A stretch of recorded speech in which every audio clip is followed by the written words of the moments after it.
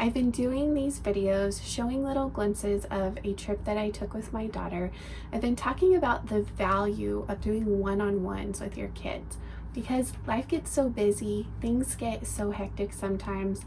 If you have a lot going on, if you have a large family, it's easy to kind of lump everything together, but there's so much value and it's so important for each of our kids to spend that one-on-one time with us.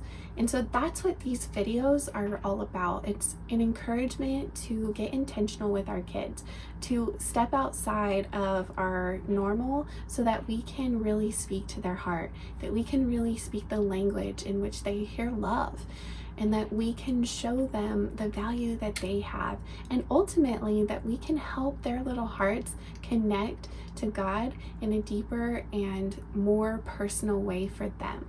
1 month had passed since Noah was adopted by the king and came to live at his castle. She was adjusting nicely to her new role as a princess. "I have a very special surprise for you today, Princess Noah," said the king one morning while they were eating breakfast together. "What is it?" asked Noah eagerly. "It is somewhere in the castle we have never been to together," replied the king.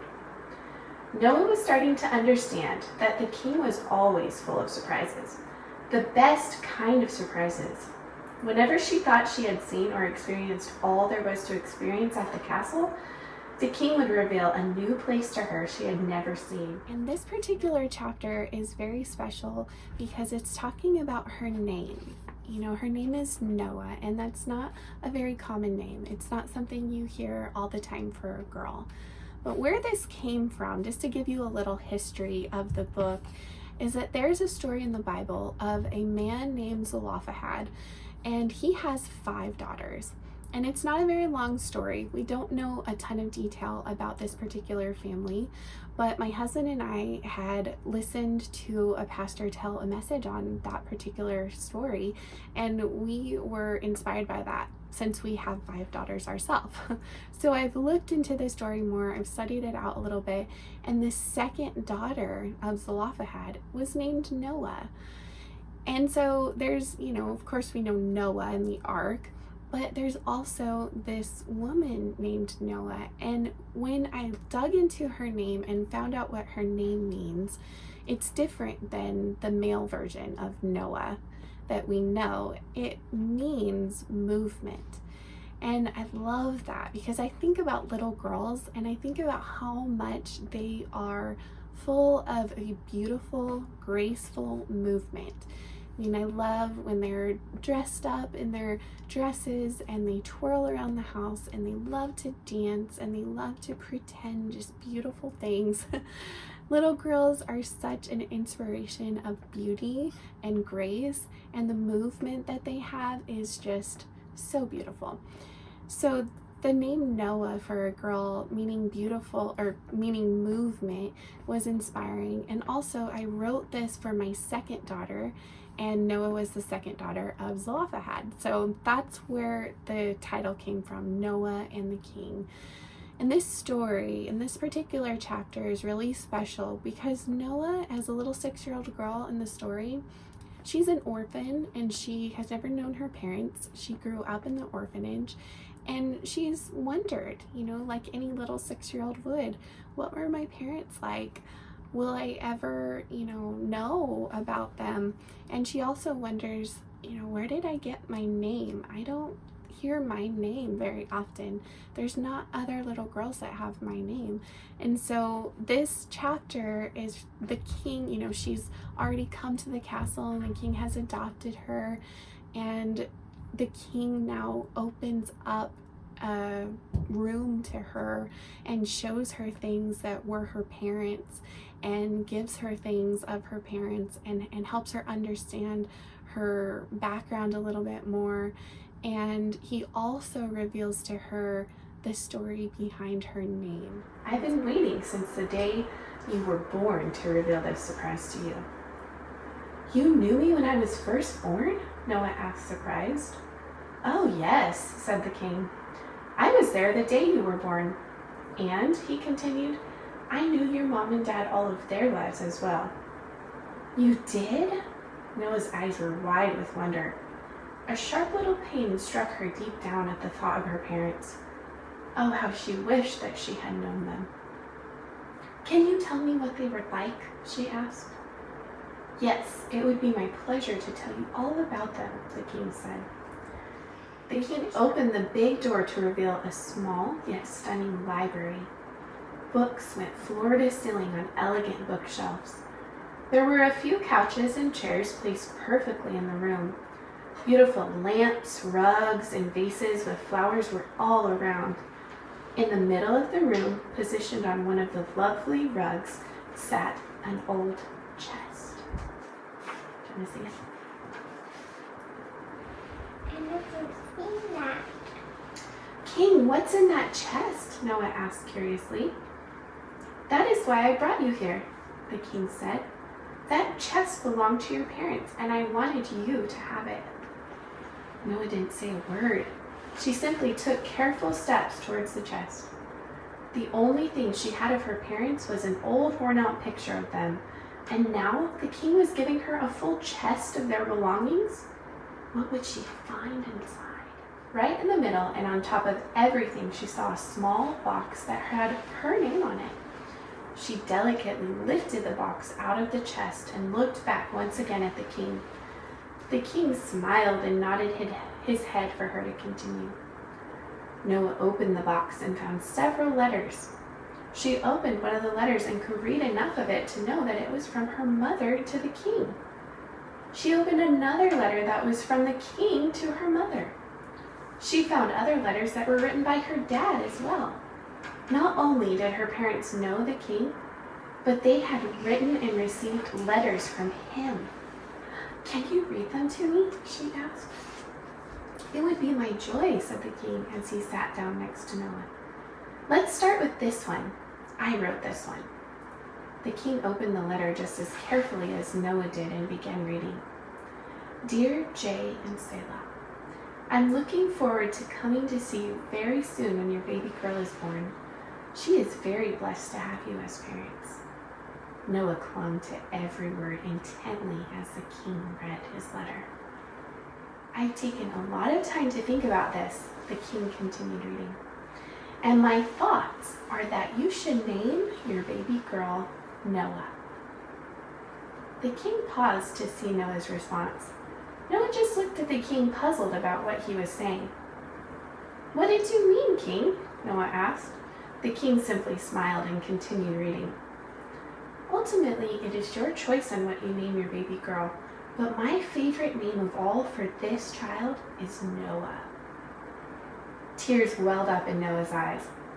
Was it true what the king was saying? Did you name me? Noah said as little droplets ran down her cheek. She had always wondered how she got her name. Her name was unlike any of the other little girls at the orphanage over the years. The king gently shook his head yes, and then turned his attention to the letter again. I've always loved the name Noah for a boy, but as a girl's name, it has a different and very special meaning. The name Noah for a girl means movement. It means that she will move and flow to bless others just as beautifully as the river flows by your village. This flow will result in many people knowing and experiencing my love for them. This is such a intimate chapter where I know for my own daughter, it's the time where we were curled up on the bed and she really connected to the heart of the story. And that's the point in this book where it kind of takes a turn and it gets to the heart. We're getting a little deeper into God's love for her as a daughter of the king, and his love for his children and how he's involved in the details. And basically in the story we find out that the king was involved in naming Noah. So my mom and dad were friends with you and wrote letters with you, right? She asked. The king nodded. And they asked you what you thought my name should be, right? The king nodded again with a smile. So you gave them my name and what it means? Yes, I did, the king said. But how did you know I was going to be all those things you said? She asked, confused. I wasn't even born yet. The king chuckled once again, and then he leaned in as if he were about to tell her the greatest secret there ever was. I am the king over everything, he whispered. There is nothing that I don't know. I have had your whole life planned for a long time before you were born. Noah was surprised when the king got up, went to a bookshelf, pulled out an old-looking book, and then returned to where they were sitting. This is the book I wrote about your life before time began. The king let Noah hold it in her hands. The book felt like the softest thing she had ever touched as it rested in her hands. Not everyone chooses my name for them, the king said, looking sad. And not everyone lives according to the book I've written about them.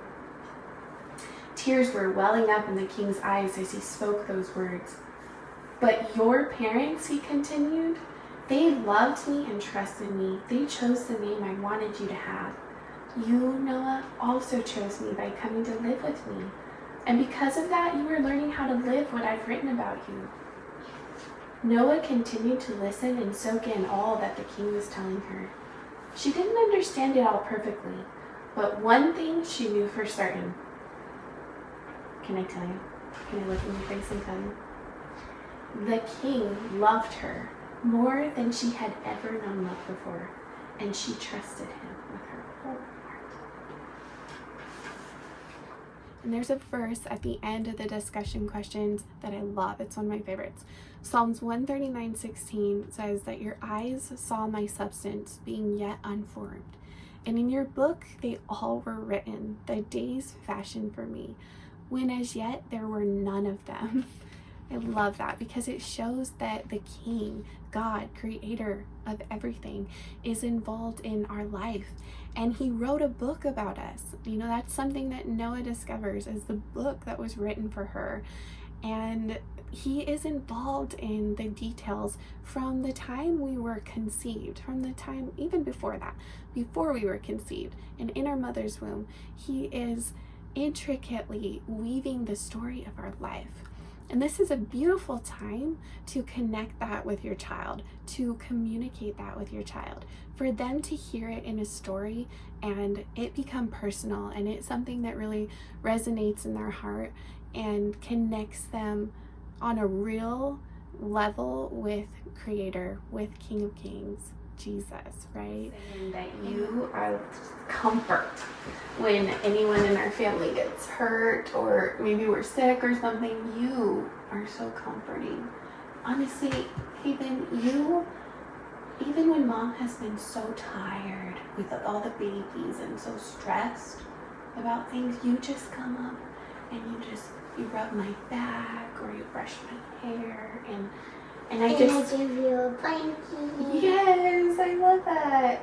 You've always been a cuddly, like, soft blanket, warmth of home kind of girl. You are the refuge of home, the refuge of light, like the warm glow. I think about this that we're in right here, like just the warmth and the glow.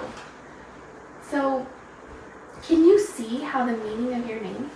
Like, you weren't even born yet, right? You were in mommy's tummy, and we were just praying, Lord, what do we name this daughter?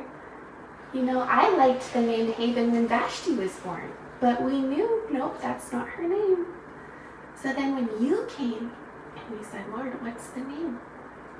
And then we were reminded of Haven, and we're like, yes, because this girl, like, God knew that you were going to be that person.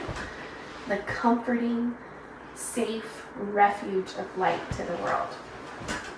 So, who truly named you? God? Yeah, the King of all kings. Because he knew who you were going to be before you were even born. I hope that this blesses your life. I hope that you are encouraged by these videos. And my prayer for you is that you take this time together with your children, that you connect with their heart, and that they raise up as children of God, and that they learn to serve him, and that these moments when they're young is like the the turning point, the turning of a page in their book of becoming all that God has for them to be.